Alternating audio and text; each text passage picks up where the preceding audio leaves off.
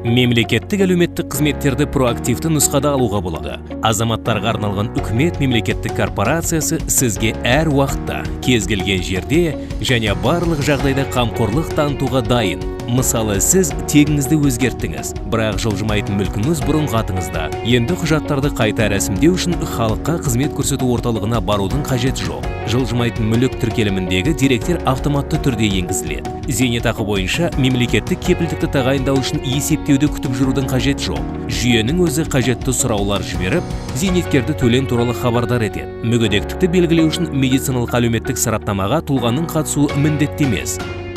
Медициналық тексерістен өтіп, талдау нәтижелерін ұсынса болғаны. Қалған жұмысты жүйе өзі тындырады. Азаматтарға арналған үкімет. Біз сіздің уақытыңыз бен күшіңізді үнемдеу үшін жұмыс істейміз.